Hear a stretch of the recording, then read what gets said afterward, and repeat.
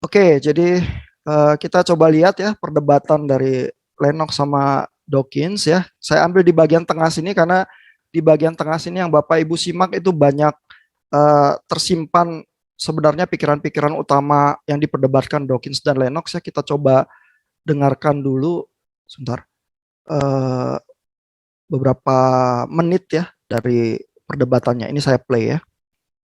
The idea of miracles, the idea that somehow my approach to science puts people off.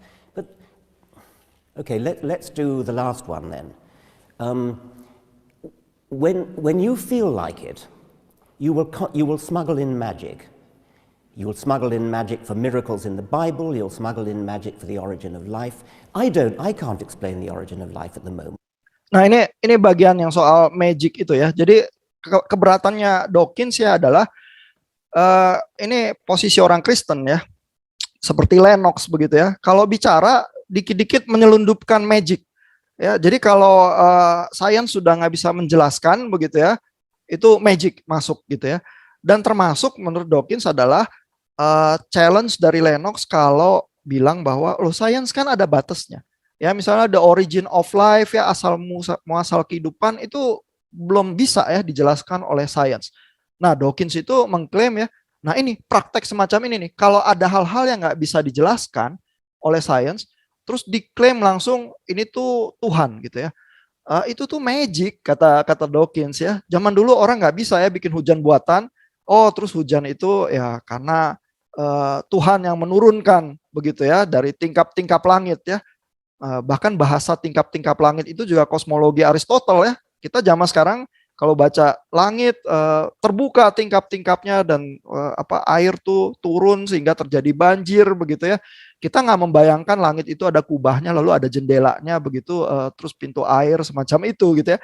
Tapi di zaman kuno bayangan semacam itu yang ada. Dan Dawkins itu mengklaim, nah lihat kan orang Kristen tuh dikit-dikit menyelundupkan magic ya ke dalam pembicaraannya gitu ya. Itu klaimnya ya. Coba kita teruskan lihat ya bagaimana responsnya ya. I mean, nobody can. People are working But on you it. believe that it will have a naturalistic solution?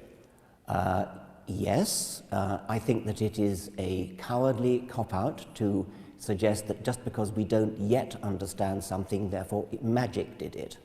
Nah, jadi itu tadi ya balas membalas yang cukup singkat gitu ya. Tapi dari sisi Dawkins ya, sebenarnya yang dia permasalahkan ya adalah ini.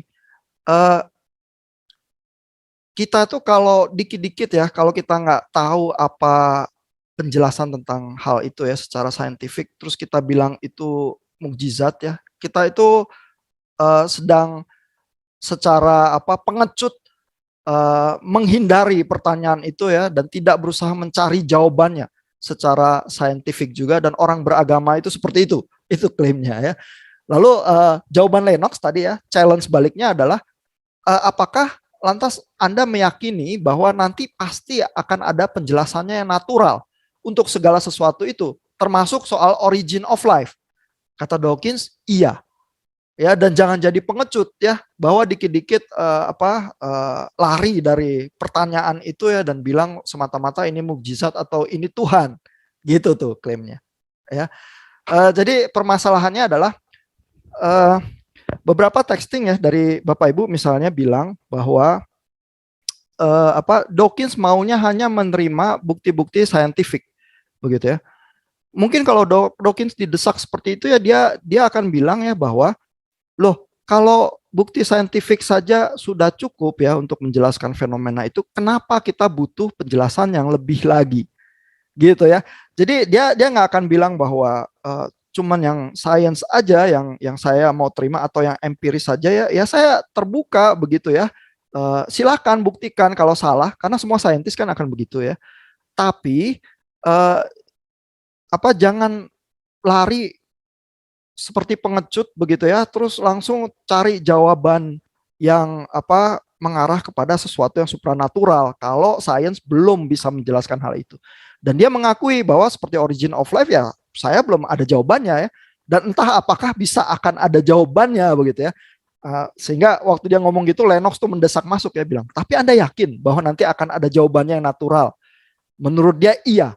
Yang penting kita jangan jadi pengecut terus lari dari pertanyaan itu. Gitu ya kata Dawkins ya.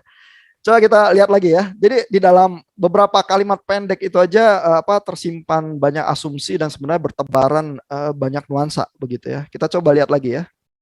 Oh, well, I would agree with that. I mean, the God of the gaps idea. Well, but that's exactly what you're putting forward, the God of the gaps. You're saying, you're pointing to the origin of life, you're pointing to the origin of DNA and saying, oh, well, okay, Darwin's done everything after the origin of life, but he hasn't done the origin of life. No, That's the God of the gaps. I think what I'm saying here is that... Nah, ini ya, bagian yang ini ya, Lennox itu berusaha menghindari the God of the gaps. Ini terjadinya sangat cepat ya di dalam perdebatan itu ya. Mungkin Bapak Ibu bisa nggak nangkep ya, karena mereka berdebat dengan asumsi-asumsi yang mereka udah sama-sama tahu ya. God of the gaps ya, itu adalah problem di mana kalau pikiran tentang Tuhan itu memang selalu ditempatkan di area yang belum ada penjelasannya. Ya, dan itu berbahaya. Even kalau orang Kristen pun kalau memahami Tuhan itu sebagai God of the gaps begitu ya, itu nggak menguntungkan karena nanti kalau ada penjelasannya muncul di sains, maka Tuhan yang semacam itu juga akan dikesampingkan, gitu ya. Dan kalau sains itu makin lama makin bisa menjelaskan banyak hal, area-area yang seolah-olah Tuhan tuh bekerja dan berkarya itu jadi makin lama makin ke pojok. Itu karena Tuhan kita adalah God of the gaps, gitu ya. Makanya Lennox dari awal langsung bilang I agree ya, kita nggak percaya God of the gaps gitu ya. Nah tapi terus dia berusaha challenge balik dengan satu argumen, jangan-jangan ada berbagai jenis gaps begitu ya. Dan Dawkins tuh nggak mau terima ya. Dawkins bilang, nah movement yang kamu lakukan Lennox ya, bahwa the origin of life belum bisa dijawab dan lain sebagainya. Terus tiba-tiba bilang itu Tuhan, apa itu bukan movement God of the gaps ya, menaruh Tuhan cuman di daerah-daerah yang tidak bisa dijawab oleh sains. Nah nanti kapan-kapan kalau kita bisa jawab ya, itu hilang itu God yang semacam itu ya, lenyap kayak asap gitu, karena kita tahu bukan seperti itu begitu ya penjelasan saintifiknya. Ya jadi baik yang Kristen maupun yang ateis saintis ya, sama-sama tidak suka tuh God of the gaps ya. Dan betapa sering ya orang yang beragama itu sebenarnya berpikirnya God of the gaps gitu ya, karena nggak terbiasa berinteraksi dengan saintis begitu ya. Terus nanti makin lama Tuhan kita itu makin sempit itu ya, kayak ini, kayak perdukunan gitu aja ya, daerah-daerah yang kayaknya udah luar biasa aneh ya dan nggak masuk ke dalam penjelasan sains, itu aja Tuhan kita ada di area itu aja tuh. Tapi kalau nanti ngomong soal ekonomi, ngomong soal sosiologi, psikologi, apa yang saintifik, tiba-tiba Tuhan nggak ada semua di area itu, karena Tuhan kita itu cuman God of the gaps gitu. Jadi kalau Bapak Ibu lihat perdebatan antara Dawkins sama Lennox, penting juga ya untuk berusaha menangkap yang Lennox berusaha hindari itu apa. Nah cuman dia melakukannya kadang-kadang cepat ya, karena dia sama Dawkins sama-sama tahu apa yang jebakan apa yang dia berusaha hindari. Kita yang dengar tuh bisa miss gitu ya, karena mereka melakukannya, ini perdebatan semacam ini bukan pertama kali mereka lakukan juga gitu ya. Coba kita lihat lagi ya dikit ya, sampai beberapa menit lagi.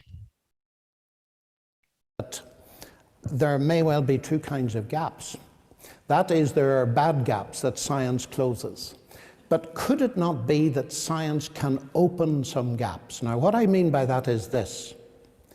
Your assumption, as I understand it, is that there's going to be an exhaustive, reductionist, naturalistic explanation of everything in scientific terms. I don't think so. Now, if there is a God, and if he created this universe, and if, as I believe, he is personal, then I would expect certain things to follow. One, that I would see evidence, not proof, but evidence in the universe that God existed. I feel I see that in the mathematical describability of the universe, in the fine-tuning of the universe, and so on, and in the marvelous sophistication of the world. I'd expect to to see God's traces there. Nah, ini juga beberapa kalimat itu yang bertebarannya sangat cepat ya dari Lennox. Kalau Bapak Ibu nggak paham apa yang dia bicarakan bisa miss juga ya. Jadi yang Lennox berusaha bilang ya adalah dia mulai dengan sangat hati-hati ya mengatur artikulasi katanya ya, karena dia tahu ya dia nggak mau main God of the Gaps juga ya. Dan tapi yang dia bilang ya adalah Dawkins itu ya berusaha mengajukan satu gambaran bahwa dunia ini murni materialistik ya. Di dalam dunia yang murni materialistik semua penjelasan tentang hal-hal yang non material itu akan dicari dan akan dilandaskan kepada sesuatu yang material saja. Misalnya ya, pikiran kita ya, apa itu sebenarnya satu aktivitas roh atau jiwa itu sebenarnya apa? Ya, orang-orang yang murni materialis ini ya, apa seperti saintis kayak Dawkins ya akan bilang ya itu gerakan neuron kita di otak. Kita merasa misalnya hati kita marah dan lain sebagainya ya itu bagian otak tertentu itu yang bekerja. Itu ya yang menghasilkan emosi-emosi tertentu begitu ya. Coba aja bunuh semua sel di otak ya dan seseorang itu mati otak hilang juga semua emosinya. Ya jadi simply itu adalah bisa dijelaskan dengan material ya. Kita rasa laptop kita itu agak cerdas bisa melakukan hal-hal tertentu ya. Bunuh aja CPU-nya gitu ya. Ya habis gitu ya. Nggak ada lagi fenomena apapun yang seolah-olah mencerminkan kecerdasan atau fungsi-fungsi tertentu. Materialnya kandas, kandas juga semua. Ya jadi kalau yang murni materialis akan bilang seperti itu dan seluruh dunia ini bisa kita jelaskan secara material kok gitu ya. Nah, Lennox menolak itu ya dan dengan tepat ya mengartikulasikan pandangan Dawkins itu. Jadi Bapak Ibu lihat ya di dalam perdebatan yang level Oxford ya, orang itu bukan cuma sekedar pingin menang ya. Ini loh kamu salah bukan gitu ya. Tapi ini loh yang kamu berusaha ajukan sebenarnya konsepnya ini ya, itu dulu dia berusaha tepat dan presisi ya Lennox bilang gitu ya. Nah lalu abis itu itunya yang dia berusaha jawab ya. Kalau kita kan kalau debat di WA group itu yang penting kamu salah ya, terserah saya merepresentasikan posisi kamu meleset atau enggak saya nggak peduli begitu ya. Yang penting kamu salah begitu. Nah itu nggak asik ya. Nah tapi kalau di museum di Oxford perdebatannya kayak Dawkins sama Lennox itu ya. Nah jawaban Lennox apa? Jawaban Lennox adalah dan dia mulai dengan artikulasi yang juga sangat hati-hati ya. Dia bilang oke lah ya. Kalaupun kita nggak bisa membuktikan Tuhan ada atau tidak ada ya, tetapi kalau Tuhan ada, maka saya akan bisa expect certain things. Dia bilang ya bahwa saya akan bisa melihat misalnya atau expect akan ada keteraturan ya. Dia seorang mathematician ya, jadi dia bilang kalau ada rumus matematika yang saya bisa jelaskan dan buktikan di situ ada keteraturan itu, saya bisa expect itu kalau Tuhan itu ada dan menciptakan segala sesuatu. Begitu ya. Nah, jadi itu juga pola berpikir saintis tuh. Bahwa kalau saya punya semacam theoretical framework begitu ya. Kalau gravitasi itu secara teori benar, saya bisa expect hal-hal tertentu, saya bisa predik posisi benda jatuh. Saya bisa predik posisi yang mengorbit bumi, benda tertentu dan sebagainya gitu ya. Itu juga cara berpikir saintis ya. Kalau yang non saintis seringnya berusaha mendobrak ke arah loh kamu saintis ya, kamu kan juga beriman gitu ya. Nah, Lennox nggak memainkan itu sama sekali ya kalau Bapak Ibu coba perhatikan ya. Dan Lennox ya akan bersikeras bahwa kekristenan itu bukan kepercayaan yang tanpa evidence. Mungkin proof sulit ya, tapi evidence itu ada. Ya, tinggal kita mau mencermati atau enggak evidence itu. Ya, dan Lennox akan sangat hati-hati dan bilang juga ya dalam perdebatan yang lain ya. Saya nggak tunjukkan di sini ya. Kalau Bapak Ibu cari di YouTube ada lagi perdebatan yang khusus soal The God Delusion ya, bukunya Dawkins ya. Lennox itu bilang ya bahwa ya memang dan di debatnya itu dia lebih hati-hati lagi ngomong soal God of the Gaps ya, bahwa dia juga nggak mau ya God of the Gaps begitu ya. Dan klaimnya Lennox ya bahwa adalah kalau kita itu percaya kekristenannya itu bukan blind faith. Ya, dan itu diakui. Karena kalau Dawkins bilang bahwa orang beragama sering ada yang blind faith, Lennox akan dengan cepat bilang blind faith itu berbahaya. Ya, apalagi blind faith yang percaya buta kepada tokoh otoritas tertentu begitu saja, gitu ya. Kita nggak mau juga ya blind faith yang semacam itu. Nah, itu juga gaya berdebat yang sangat baik ya. Kalau yang dari ujung sebelah sana ngomong hal yang betul ya, itu kita jangan sangkal tuh. Karena kita juga nggak mau ya kalau orang Kristen ternyata kekristenannya juga blind faith. Begitu, jangan sampai begitu. Ya, sehingga faith yang dipercaya Lennox yang dia klaim adalah faith yang punya evidence ya, karena juga dia berangkat dari saintis begitu ya. Kalau faith yang tanpa evidence sama sekali, mungkin ya faith yang blind faith itu jangan-jangan sampah, jangan-jangan memang harus kita tinggalkan. Itu juga Lennox nggak mau. Gitu ya. Nah, mungkin segitu dulu ya. Ada komentar atau pertanyaan dari Bapak Ibu, silakan.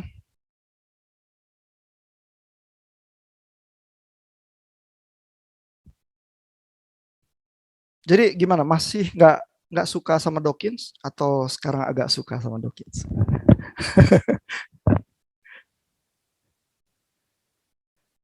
Silakan komentar apa aja boleh. Kalau komentar apa aja boleh. Saya seneng lihat wajahnya Lennox kayak Sinterklas, Pak. Dan saya seneng dengar Dawkins ngomong somehow wajahnya tuh ramah kalau ngomong walaupun ngomongannya pedas gitu. Kita ngomong petty berulang-ulang kali kan sebetulnya dalam pengertian Inggris itu kan petty itu sangat meremehkan ya. Tapi dia wajahnya ramah gitu ngomong itu. Ini susah. Iya. Ya, mereka tuh sama-sama di Oxford dan sesungguhnya mungkin mereka bersahabat ya. Tapi kan memang begitu ya, kalau akademisi kalau berdebat ya kita perdebatkan pikirannya gitu ya, nggak lantas jadi kehilangan persahabatan karena itu ya, nggak kayak di grup-grup WA kita ya, nanti ada yang live kalau nggak tahan.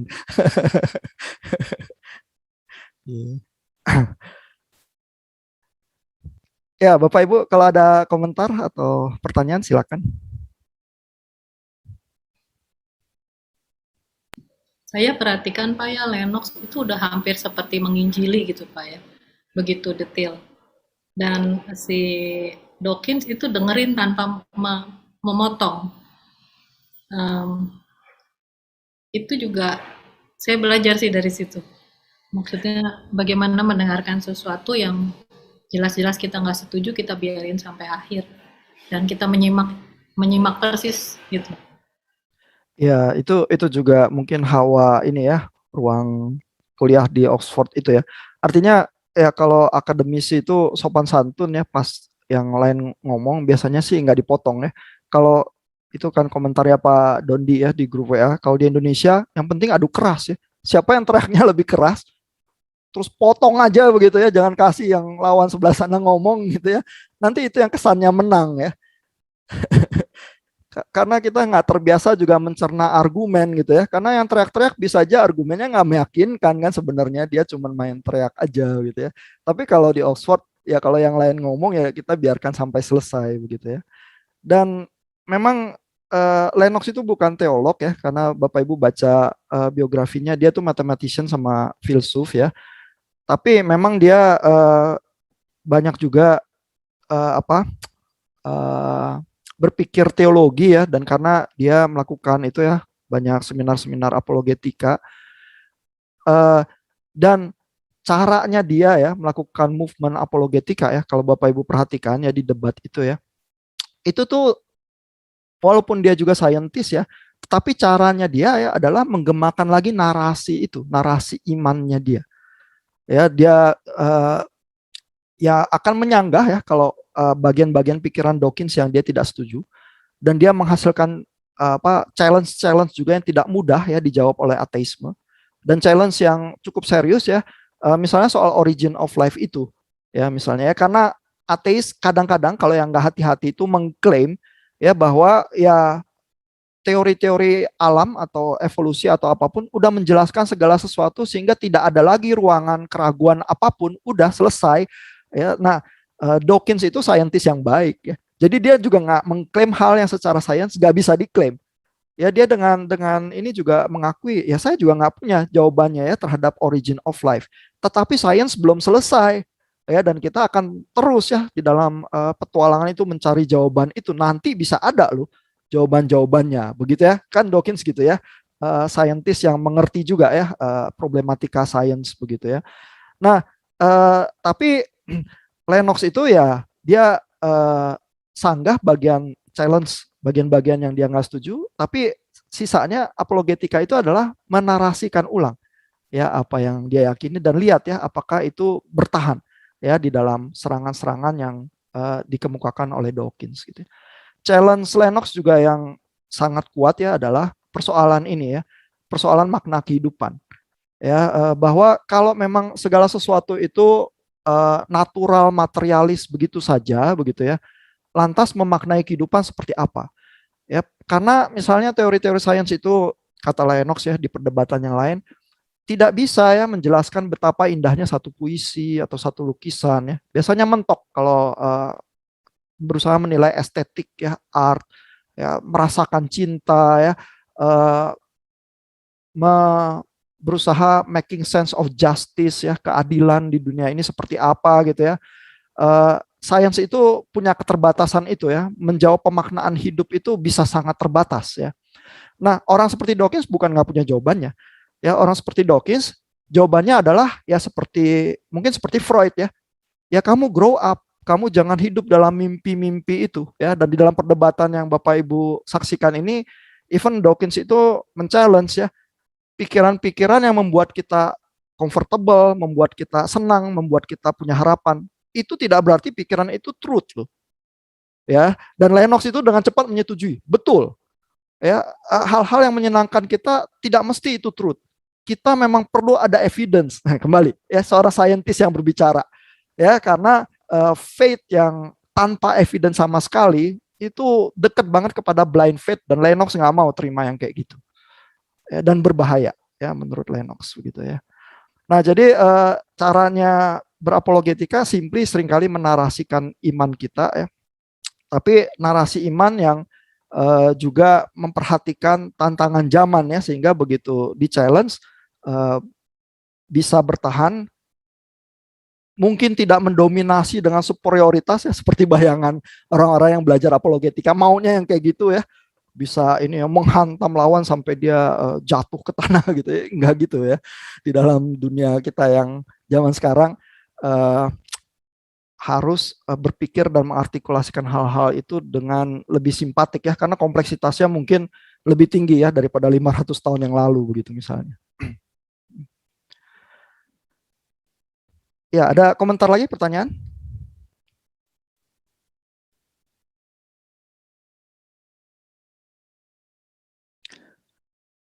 Ya, nanti saya berharap di ruangan debat atau dialog kita minggu depan ya, kita bisa merasakan percobaan melakukan dialog yang friendly semacam itu juga ya. Friendly tapi tajam. Ya, nah, gimana meramu dan menyajikannya? Nah, itu mungkin nanti kita saksikan dan rasakan bersama ya. Jadi kira-kira apa ya? Misalnya kalau saya mau lempar pertanyaan yang dilemparkan oleh Bu Indi ya, persoalan integrasi itu ya antara agama dan sains gitu ya. Apakah memang harus kita pisahkan area itu ya karena nggak bisa melekat erat ya, itu kata-kata yang dipakai oleh Bu Indi ya. Atau memang seperti idealisme yang berusaha dijalankan di kampus, kita integrasi ya. Tapi integrasi itu gimana dan betapa sulitnya ya. Gimana komentar Bapak Ibu?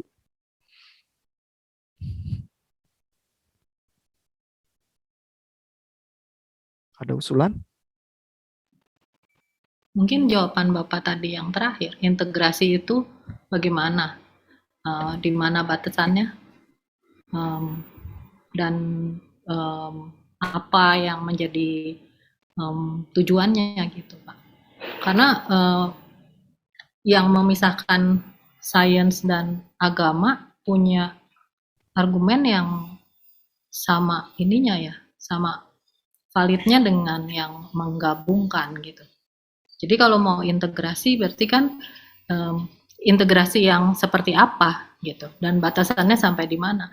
Jadi sekalipun integrasi mungkin bukan sesuatu yang persis bisa di semua sisi saling bersentuhan atau ada titik temunya gitu. Mungkin begitu kali kalau saya pikir. Oke. Nah tadi Bu Helda bilang kalau yang berusaha memisahkan dan jalan paralel itu juga valid ya. Kenapa valid ya? Dan Bu Indi di dalam menulis textingnya juga somehow mempertanyakan itu dan tampaknya nggak apa-apa juga kali ya kalau kita pisah area agama dan area sains. Dan Bu Helda tadi bilang valid juga gitu ya. Itu kenapa valid dan kenapa nggak valid? Bu Indi, ada komentar? Masih berpikir, Pak. Masih mikir. Iya, nggak apa-apa. Sampai kuliah selesai kadang-kadang pikirannya masih ada terus kok. Sampai lulus juga.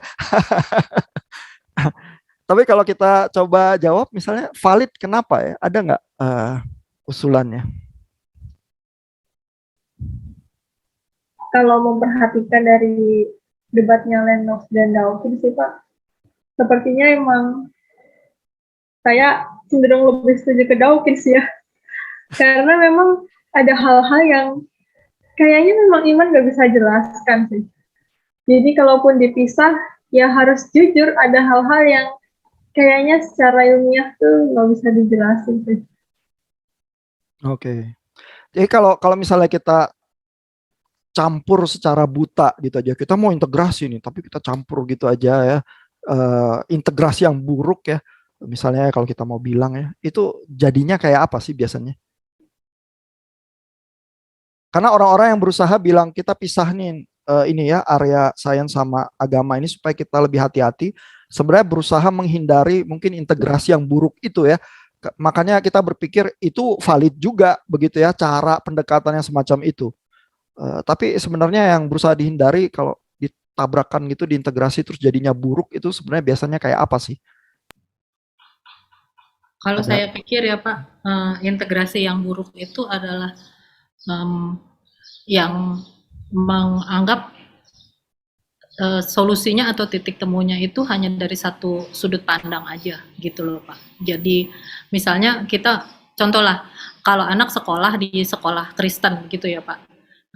Lalu di sekolah Kristen tentu pandangannya adalah dunia diciptakan begitu. Ketika guru menjelaskan teori evolusi gitu ya, kebanyakan itu hanya dari satu sudut gitu, yaitu bagaimana mungkin gitu monyet jadi manusia dan segala macam gitu. Tapi kalau anak sekolah di sekolah yang nggak boleh mengajarkan penciptaan, juga hanya melihat dari satu sisi aja gitu. Yang seperti tadi, ketika tidak ada penjelasan, jangan main masukin aja magic dong, jangan main masukin aja campur tangan Tuhan. Kan Lennox, Dawkins satu anak yang bilang menarik banget gitu. Ketika nggak ada ini, langsung Tuhan intervensi gitu ketika nggak ada jawaban. Kan juga Alkitab nggak mengatakan begitu sebetulnya kan. Nah, pada titik-titik yang kita nggak tahu, pokoknya intervensi Tuhan. Jadi valid karena ada risikonya seperti itu gitu. Jadi dari sisi manapun yang berkuasa sudut pandangnya atau yang mengajarkan, itu tetap akan terjadi penilaian yang timpang. Kalau saya berpikirnya begitu. Jadi dari Bu Helda bilang bahayanya adalah kita tuh jadi dimensinya terlampau sempit ya, cuma satu dimensi berpikirnya ya. Kalau dipaksa integrasi, terus jadinya integrasinya nggak bagus begitu ya.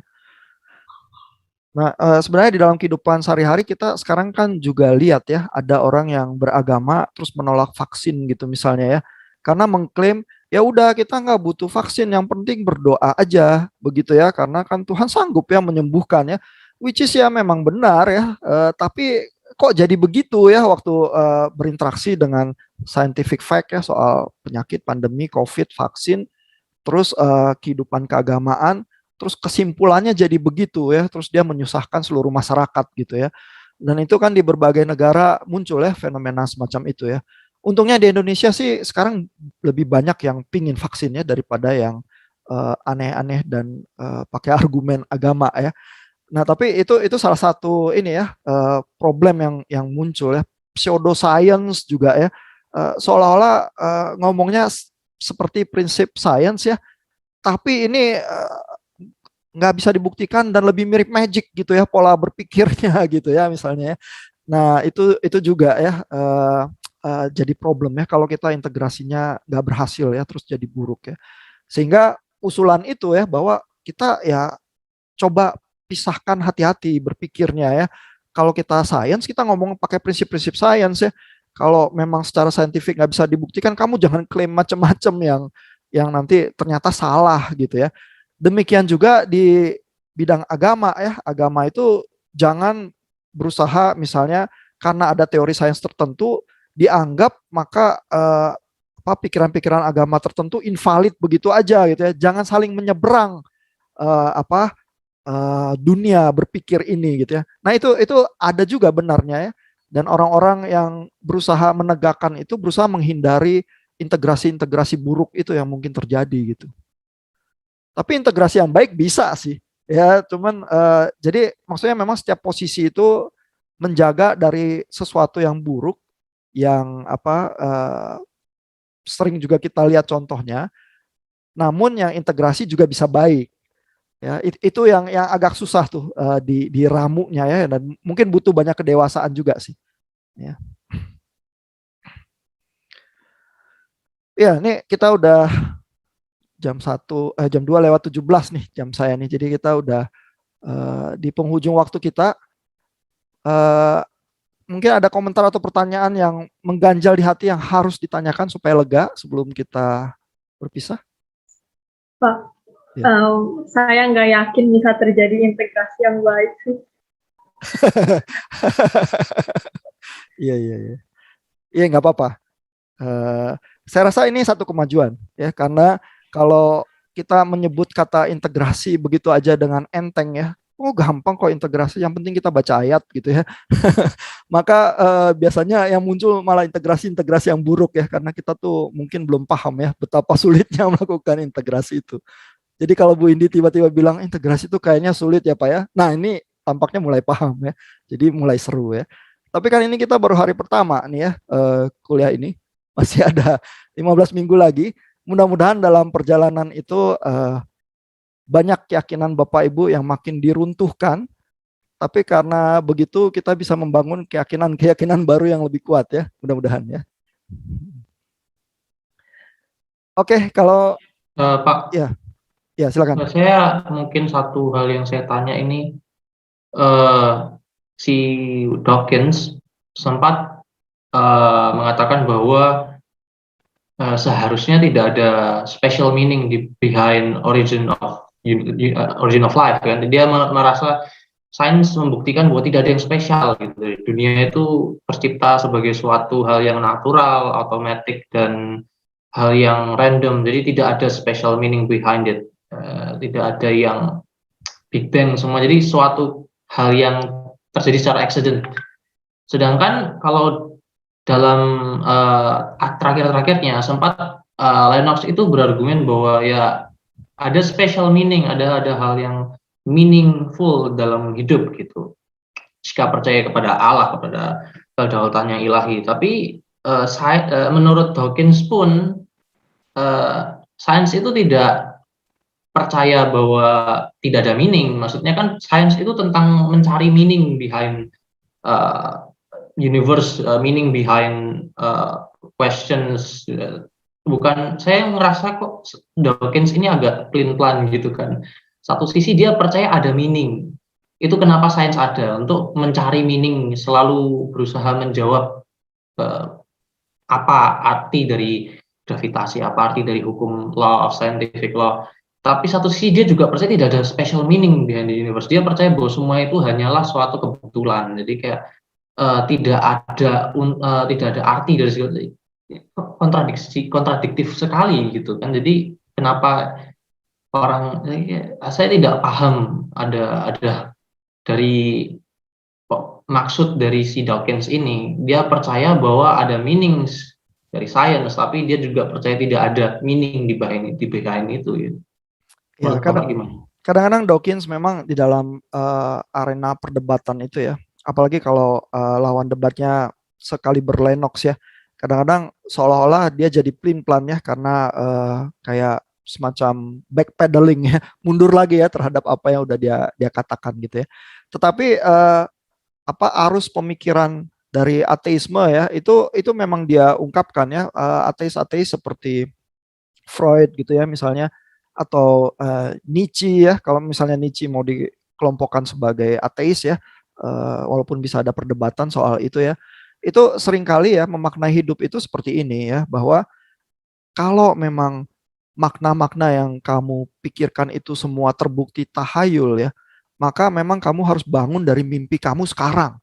Hadapi dunia ini dan kehidupan ini dengan berani ya. Dan di dalam bahasa Nietzsche itu adalah jadilah Ubermensch ya, karena kamu sekarang ini diperbudak ya oleh moralitas yang kamu warisi tapi kamu nggak tahu karena apa gitu ya. Kalau itu semua karena tahayul ya kamu bangun sekarang dan hadapi dunia dengan berani bahwa hidup itu memang cuman begini begitu ya, dan hiduplah begitu ya, dengan seberani-beraninya gitu. Dan itulah makna kehidupan itu gitu ya. Jadi kalau mau simpatetik ya terhadap yang ateis, mungkin mereka menghayati makna yang berbeda aja dari orang-orang yang teis ya, bukan sama sekali tanpa makna kali ya, karena kalau tanpa makna sama sekali besok orang bunuh diri kali ya, karena terus ya mau ngerjain sains, mau ngerjain apapun ya ini semua meaningless ya. Mati sekarang sama mati besok nggak ada bedanya ya. Nah kalau udah kayak gitu ya nanti satu langkah lagi ya ke arah bunuh diri begitu ya. Jadi tampaknya sih mereka punya meaning ya. Mungkin mengartikulasikannya kadang-kadang jadi sulit ya. Tapi ateis itu polanya seperti itu ya, bahwa jangan lagi hidup di dalam iman kanak-kanakmu itu. Bangun, jadilah dewasa. Hidup ini memang berat.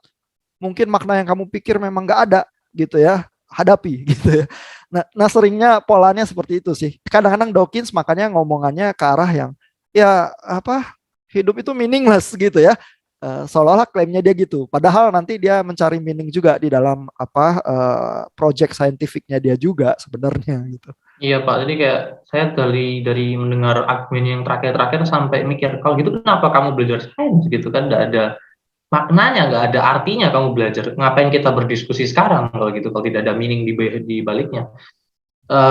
Seolah-olah tuh kayak saya sempat simpatik juga gitu. Dia merasa dunia itu kejam, dingin. Jadi kok sedih sekali gitu ya dirinya gitu, berpikir seperti itu. Jadi, ya itu sih yang saya pikirkan. Ya kalau didesak dia akan bilang ya saya nggak sedih ya, kamu aja yang mimpi gitu ya, kamu bangun sekarang gitu. Iya ya, tapi perjalanan kita masih panjang ya. Kita akan lihat lagi mungkin apa argumen-argumen ateisme yang lain, dan Bapak Ibu akan bergulat dengan Galileo ya, satu kasus memang perdebatan sains yang umurnya udah ratusan tahun, dan mudah-mudahan kalau kita lihat ke yang beberapa ratus tahun yang lalu kita belajarnya lebih mudah, lalu kita nanti bisa kembali lagi ke zaman sekarang terus bertanya soal evolusi dan lain sebagainya mungkin dengan clarity yang lebih tinggi ya, habis materi yang minggu depan soal Galileo. Ya. Oke, ya ini injury time kita udah lewat banyak, udah jam 2:24. Kita sudahi sampai di sini ya. Kita ketemu lagi nanti minggu depan dan di udara ya di G-Class ya. Segna tu jiwa